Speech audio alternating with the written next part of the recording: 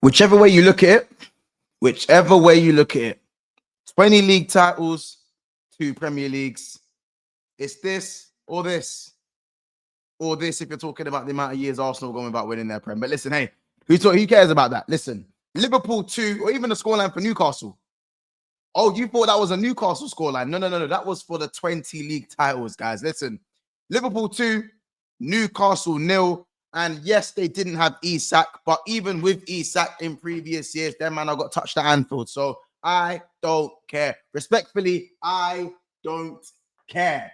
Now, there's many things to say about the game, but before we get into it, guys, make sure you do subscribe to the channel. Yes, I have absolutely battered and bruised Arsenal fans in terms of this verbal warfare when it comes to the Premier League. We're going to get to that. We're going to get to a whole load of things, including the game. And of course, make sure you subscribe to the channel. We are approaching 15,600, about 20-something subscribers away. So make sure we subscribe if you're new. And also smash the like button, man. Thumbs up button right down there. Let's get to about 300 likes. Now, listen, guys, I have to get the nitty-gritty out the way, yeah, before we get to the elephant in the room. Dominic Szoboszlai, listen, you are moving mad. These last 2 games especially, now there's been ups and downs, and there's been little purple patches here, but I have asked for consistency in decision-making, and my Lord, you are now bringing that. It took a while. I wasn't happy. I said what I wanted. I said some things about you being a shit baller, and all these things. But listen, I need my players to prove me wrong, and I will hold my hands up. 2 games, back-to-back man of the matches. It's the first time all season he scored in back-to-back goals. And thank you so much for listening. And listen, if it keeps going on like this, listen, all these statements will be retracted because we are talking about this game. I'm not talking about your whole career as a Liverpool footballer. This is a breakdown of this game. And you were once again absolutely immense. Yes. Did you run a load? Did you run a ton? Did you track back well? Yes, I understand all that. And I do value that to an extent. But when you play the 10, what I ask for is decision-making. And that doesn't necessarily mean goals and assists. That means little bits of decision-making on the ball. That means little bits of decision-making in the final third. It might be the pass before the assist. And how many times did he do that today? Make the right decision, the right pass. Was a bit more risk adverse. He struggles to take risks a lot in the Premier League, but he is now almost releasing the shackles, you know, shooting more. We wanted him to shoot more. Take on your man a little bit more. Be a bit more brave. You have the physicality. You know me, I don't believe in latent ability if you're not using it. And I don't feel like he was using it many times this season and last season, but this season he has had a steady incline, and the last 2 games especially, and a few of the others leading up to this one, he has been excellent, and I'm here to give him his flowers. Dominic Szoboszlai, well done. And also Dominic Szoboszlai stands. Listen, you man on the up. You kept your stocks. You kept your stocks, and it looks like it's paying off. And listen, I've got no shame in listening and admitting that someone is improving and proving me wrong. And if he continues to do this, then overall, listen, you'll get your apology. I want to see it for more games, for the bigger games in the Champions League. And, you know, then hopefully we can push on to next season with even more improvements. You know how I get. I'm emotional. It is what it is. But I just wanted to give Dominic Szoboszlai his flowers, man. This Newcastle and City game were looked at as very much banana peels to Liverpool. You know, the 2 games where people were going to say, you know, this is where it all falls down. This is where the wheels fall off. This is where Liverpool bottled the league. Dominic Szoboszlai says no. Mo Salah says no. Virgil says no. Konate says no. Trent says no. Maka says no. Grab says no. Slot says no. You know what I'm saying? So, yeah, I just wanted to give Dominic Szoboszlai his praises first and foremost. Next thing I want to kind of talk about again is for me a very close second man of the match performance in Mo Salah. They wanted performances from Mo Salah without the GA, but he can't do that because he keeps getting GA. He's now scored and assisted against every single team in the Premier League. He's done that already. I just wanted to rebring that stat up again.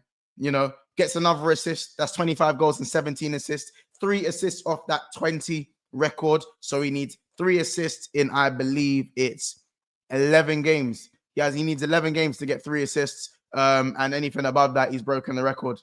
You know what I'm saying? It's absolutely staggering what this man is doing. And the fact that for me, the title race is now over for me. I believe I already said the day I said Liverpool winning the league was in November when we beat Manchester City 2-0. And I believe I've stuck to my word, and Liverpool are repaying me as a fan. As of now, we are now 13 points clear of Arsenal with a game extra played, and they look like they cannot hit a barn door. They huffed and they puffed, but they couldn't hit a barn door. And as I said, Mo Salah doing the business. The way he was twisting players up, creating opportunities, he was spamming the Trivela as much as he could. His delivery, his weight of pass, his dribbling, his take-ons. Mo Salah is the best player in the world, and I don't want to hear anything about it. There is nothing you can say about Mo Salah that's negative. Absolutely nothing. Anything you're saying right now, that just means you're a hater. I'm not hearing it. You can't have a season like this and tell me you're not the best player in the world. I'm not hearing it. I'm not hearing it. That man is on course to having the best individual season that we've ever seen in the Premier League if he goes to win that Ballon d'Or and then he wins that Champions League or we win 3 cups. I'm telling you right now, numbers wise, it's already not a conversation. Numbers wise, 5 GA now. 5 GA now off of that 47 GA record held by Andy Cole and Alan Shearer. Take that in. Just take that in. It's mad. It's madness. And they had extra games. Premier League was 42 games back then. There was extra games to be played. 4 extra games. You know what I'm saying? It's crazy. Liverpool, the league's done, man, in my opinion. I think the league's done. Obviously, it's mathematically still possible, so we'll keep marching on until then. But genuinely, Arsenal fans, hold that. Hold that, Arsenal fans. Absolutely hold that. It was only this time last year they were telling us about Arteta equaling Klopp's legacy. It's crazy to me. It's disrespectful to me. It's so entitled. That entitled fan base talking, waffling all this time. You realize we won the league, fell off, then had to rebuild a little piece, lost another title race, and still won the league before you guys have won the league, before you guys could go and do anything. Win a single trophy even. Take that in. We won the league, fell off, and then won the league again before you guys can do anything. So please do not speak to me or address me. And if you do address me as king. You know what I'm saying? 20 years for Arsenal, 20 league titles for Liverpool. It's as simple as that. You know what I'm saying? Death by 1,000 passes, no end product. I don't give a monkeys about your injuries. Don't talk to me. You didn't say nothing when we had injuries last season. We didn't get that sympathy. It's known as a bottle job season last season for Liverpool, regardless of our injuries. So I don't want to hear it. And especially, I can't understand how a manager who ran Saka into the ground is complaining about injuries. You got rid of 3 attackers, Fabi Vieira, Eddie Nketiah, Emil Smith-Rowe. You didn't bring any attackers in while running Saka into the ground, and you're complaining about injuries. Give it an absolute rest. Anyway, back to the Liverpool game. I want to talk about Luis Diaz. Luis Diaz was back, nearly pretty much back to his best. It's been a very slow 2 games for him. And maybe, do you know what? Maybe Diaz is, and I said, Diaz is a rhythm player. He's gone back onto the left, and, you know, it's going to take him a few games to get going. And I think this was the 3rd game he's played on the left since Gakpo's been injured. And my word today, he was running them ragged in that first half, especially. Diaz was moving mad. And that's kind of similar to some of the performances we saw in his early phases of the false 9, where he was dragging players in, receiving the ball, turning players, creating space, letting Mo Salah go, seeing Dominic Szoboszlai run beyond him. We're seeing Gakpo run beyond him as well, and just creating space for the team. When Diaz receives that ball and gets on the half turn, when we do play that out ball from the defense, it's so key to the way we build up. It's so key. And when he gets it right, he can be devastating. We all know that his weakness when it comes to that consistency and end product. But at the end of the day, today, his decision-making was good today. We're talking about today specifically. It is a rhythm thing with him where he needs X amount of games. Because if you've been playing centrally for most of the season, and then you do go back out to the left, I think there is that adaptation period for Luis Diaz. And he has had a lot of stick from fans. He's had a bit of stick from me. Not too much. I've been a bit more lenient compared to other players that I've spoken about. But at the end of the day, I think it's that rhythm that he needed. And now that he's got that rhythm, he's playing really well. And obviously, Gakpo's fit again now, so there's that competition for the places. Jota's fit now, so there's the competition for the striker position. Diaz and Jota, obviously, you got Núñez there on the bench as well. Chiesa's probably going to get some more minutes if he wants to get a Premier League winning medal as well. And, you know, these are the things that all matter now. The players in the attacking areas are fit again. You know, the midfield was a very compact unit today. Grav was doing his thing. Mac was doing his thing. And the 2 midfielders getting goals today shows that there are goals in midfield. There are more goals in midfield. Once Szoboszlai starts to score more goals, and I think he's capable of doing that, but with his shooting ability, we will get more goals. We know what Mac is about. We know the class that Mac possesses. We know how intelligent he is as a footballer. And he showed that once again today in the half spaces, what he was doing, popping it through the lines today. It was absolutely brilliant. I feel like we played with control, with maturity.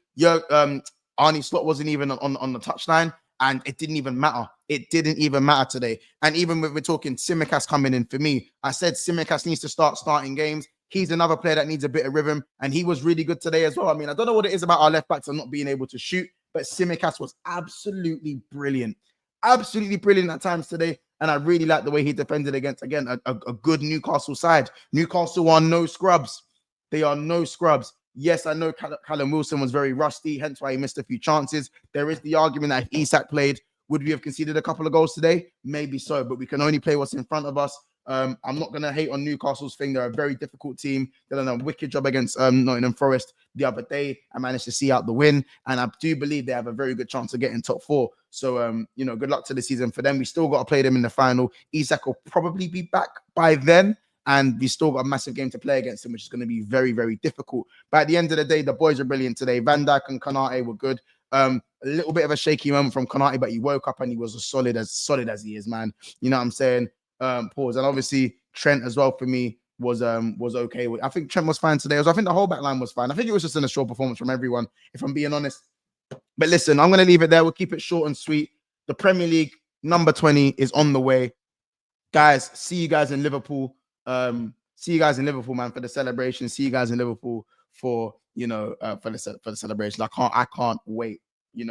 Obviously I know it's not completely done, but the parade is in the plans. Make sure if you've got this far already, to smash that like button as well. Make sure that you're subscribing to the channel, man. You never walk alone. Remember, they laughed at us, Liverpool fans. They laughed at us. So be unbearable. Do not be humble with this. Be absolutely unbearable. They believe we're going to drop off next season. They didn't believe we was going to do it this season. So be unbearable and do not listen to a single rival fan. Don't let them gaslight you lot into thinking or into saying, yeah, you was always going to do it. Don't let them bread us. Don't let them bread what Liverpool was doing, because during the summer they laughed at us. You know what I'm saying? And they didn't expect us to do anything. And now look at us. Don't take any rivals fans' opinion for gospel at all this season. Yeah? Be unbearable. Smash the like button. You never walk alone. And listen, man, we'll see you for the next game. We got a little bit of a break as we're not in the FA Cup. And guys, take care. It's another episode of Big Six Bands. Liverpool 2, Newcastle 0. We go marching on.